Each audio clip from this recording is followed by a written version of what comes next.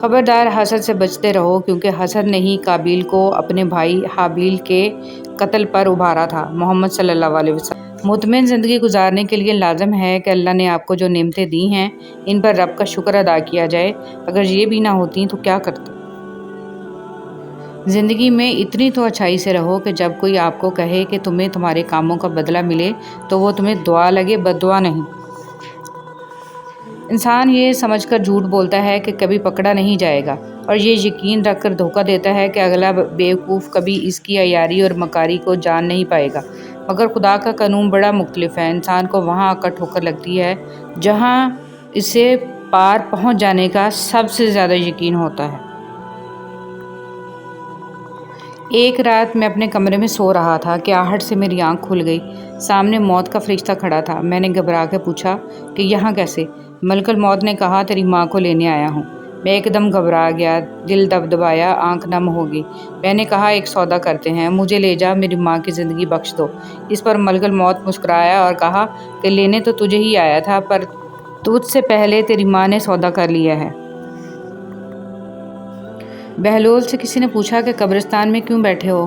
بہلول نے جواب میں کہا میں ان کے ساتھ بیٹھا ہوں جن کی طرف سے مجھے کوئی تکلیف نہیں پہنچتی، الزام نہیں لگاتے، حسد نہیں کرتے، جھوٹ نہیں بولتے، طعنہ نہیں دیتے، خیانت نہیں کرتے، اور سب سے اچھی بات یہ ہے کہ جب میں یہاں سے اٹھ کے چلا جاتا ہوں تو پیٹھ پیچھے میری غیبت نہیں کرتے۔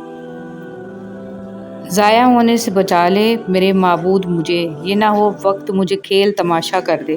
یہ جو حالت ہے میری میں نے بنائی ہے، مگر جیسا تو چاہتا ہے اب مجھے ویسا کر دے۔ سورہ نو۔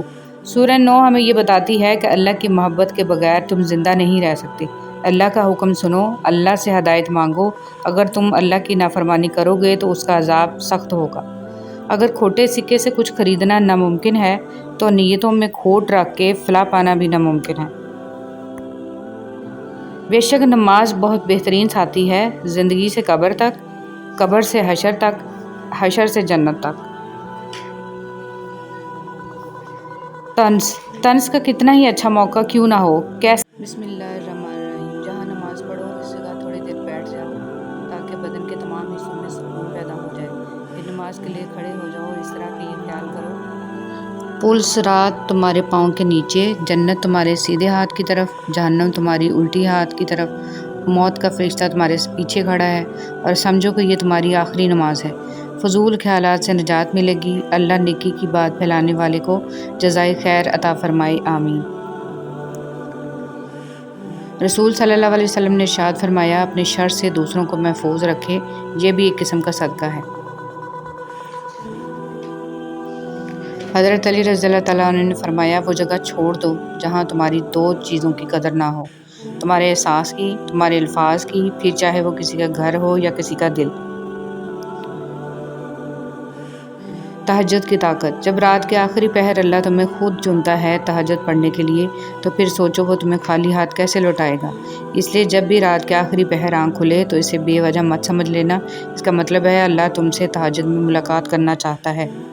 رسول صلی اللہ علیہ وسلم نے ارشاد فرمایا سب سے افضل صدقہ روٹھے ہوئے لوگوں میں صلح کرا دینا ہے۔ سچائی کے راستے پر چلتے ہوئے اگر اکیلے رہ جاؤ تو مایوس مت ہونا، کیونکہ اکیلا سورج ہی اندھیرے کو روشنی میں بدل دیتا ہے۔ بیوی چاہے جتنا بھی کام کر لے، یہ کہہ کر اس کی دل شکنی کر دی جاتی ہے کہ یہ تو عورت کے فرائض میں شامل ہے۔ یہ ایک غلط سوچ ہے۔ اگر ایک عورت گھر کا خیال نہ رکھے، آپ کو کھانا نہ پکا کر دے، آپ کے کپڑے نہ استری کرے تو کیا آپ کا گھر چل سکتا ہے؟ عورت ایک نعمت ہے، اس کی قدر کریں۔ کبھی کسی کے لیے خود کو مت بدلو، کیونکہ لوگوں کا بدل جانا تو قدرتی عمل ہے، لیکن اپنا آپ دوبارہ پانا بہت مشکل ہو جاتا ہے۔ تو جیسے ہو ویسے رہو۔ اگر ہم خیر میں مصروف نہ ہوں تو شر میں مصروف کرنے والی طاقتیں ہمیں تلاش کر لیتی ہیں۔ اپنی اولاد کو اپنا دوست بنا کر اچھا انسان بنا دو، ورنہ برے لوگ اپنا دوست بنا کر انہیں برا انسان بنا دیں گے۔ بدگمانی وہ مرض ہے جو ہر خوبصورت چیز کو قتل کر دیتی ہے۔ خاموشی سب سے زیادہ آسان کام اور بہت زیادہ نفع بخش عادت ہے۔ لوگوں کے عیبوں سے اس طرح غافل ہو جائیں جیسے نیند کے وقت آپ دنیا سے غافل ہو جاتے ہیں۔ ہمیں الف انار سے زیادہ الف انسانیت سیکھنے کی ضرورت ہے۔ سب سے خوبصورت عمل ہے ہر پل اللہ کا شکر ادا کرنا۔ علم اپنی غلطی مانتا ہے، جہالت نہیں۔ خاموشی میں راحت ہے، لفظوں کا سفر انسان کو تھکا دیتا ہے۔ اپنی خامیوں کا احساس انسان کا کامیابی کی طرف پہلا قدم ہے۔ اگر آپ ہاتھ پر ہاتھ رکھے اچھے وقت کا انتظار کر رہے ہیں، اچھا وقت بھی ٹانگ پر ٹانگ رکھے آپ کی محنت کا انتظار کر رہا ہے۔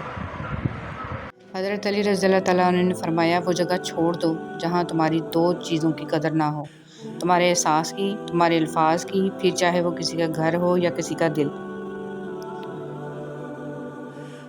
تہجد کی طاقت۔ جب رات کے آخری پہر اللہ تمہیں خود چنتا ہے تہجد پڑھنے کے لیے، تو پھر سوچو وہ تمہیں خالی ہاتھ کیسے لوٹائے گا۔ اس لیے جب بھی رات کے آخری پہر آنکھ کھلے تو اسے بے وجہ مت سمجھ لینا، اس کا مطلب ہے اللہ تم سے تہجد میں ملاقات کرنا چاہتا ہے۔ رسول صلی اللہ علیہ وسلم نے ارشاد فرمایا، سب سے افضل صدقہ روٹھے ہوئے لوگوں میں صلح کرا دینا ہے۔ سچائی کے راستے پر چلتے ہوئے اگر اکیلے رہ جاؤ تو مایوس مت ہونا، کیونکہ اکیلا سورج ہی اندھیرے کو روشنی میں بدل دیتا ہے۔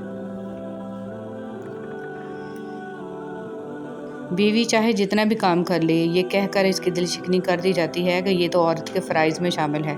یہ ایک غلط سوچ ہے۔ اگر ایک عورت گھر کا خیال نہ رکھے، آپ کو کھانا نہ پکا کر دے، آپ کے کپڑے نہ استری کرے، تو کیا آپ کا گھر چل سکتا ہے؟ عورت ایک نعمت ہے، اس کی قدر کریں۔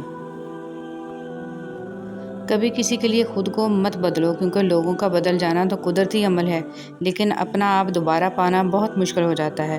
تو جیسے ہو ویسے رہو۔ اگر ہم خیر میں مصروف نہ ہوں تو شر میں مصروف کرنے والی طاقتیں ہمیں تلاش کر لیتی ہیں۔ آپ کی زندگی میں جو بھی فیز چل رہا ہے، اس فیز تک آپ کو اللہ تعالیٰ لایا ہے۔ آپ خود نہیں آ گئے، اللہ تعالیٰ نے آپ پر مشکلیں بھی ڈالی اور آسانیاں بھی، تاکہ آپ شکر اور صبر دونوں سیکھیں۔ قبر کے اندر یا قبر کے باہر کسی ایک جگہ تو مشقت اٹھانی ہی پڑے گی۔ کہاں اٹھانی ہے، انتخاب آپ خود کر لیں۔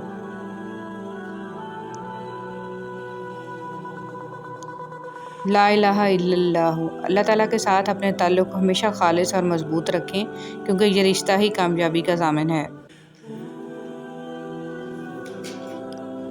سبحان اللہ و بحمدہ کی فضیلت۔ رسول صلی اللہ علیہ وسلم نے فرمایا، جس نے سبحان اللہ و بحمدہ دن میں 100 مرتبہ کہا، اس کے گناہ معاف کر دیے جاتے ہیں، خواہ سمندر کی جھاگ کے برابر ہی کیوں نہ ہو۔ حدیث مبارک۔ رسول صلی اللہ علیہ وسلم نے فرمایا، مسلمانوں کے بچے جنت کے ایک پہاڑ میں ہیں، ابراہیم علیہ السلام اور سارہ علیہ السلام ان کی کفالت کر رہے ہیں، یہاں تک کہ قیامت کے دن وہ انہیں ان کے ماں باپ کو واپس کر دیں۔ جن کے دل ایمان سے اور رب پر یقین سے بھرے ہوتے ہیں، ان کی زندگی پر میرے رب کی کڑی نگرانی ہوتی ہے۔ بس یہی کافی ہے اس مختصر قیام دنیا کے لیے۔ حضرت علی رضی اللہ تعالیٰ عنہ نے فرمایا، ان لوگوں پر اعتبار کرو جو تمہاری 3 باتیں بھانپ سکیں، تمہاری ہنسی میں پوشیدہ درد، تمہارے غصے میں تمہارا پیار، تمہاری خاموشی میں پوشیدہ وجہ۔ بہترین انسان وہ ہے جس کا وجود دوسروں کے لیے فائدہ مند ہو۔ مغرور آدمی اس پرندے کی طرح ہے جو آسمان کی طرف جتنا بلند ہوتا جاتا ہے، لوگوں کی نظروں میں اتنا ہی چھوٹا ہوتا جاتا ہے۔ غصہ وہ سزا ہے جو ہم کسی اور کی غلطی پر خود کو دیتے ہیں۔ والدین سے جھگڑا نہ کرو، خواہ تم حق پر ہی کیوں نہ ہو۔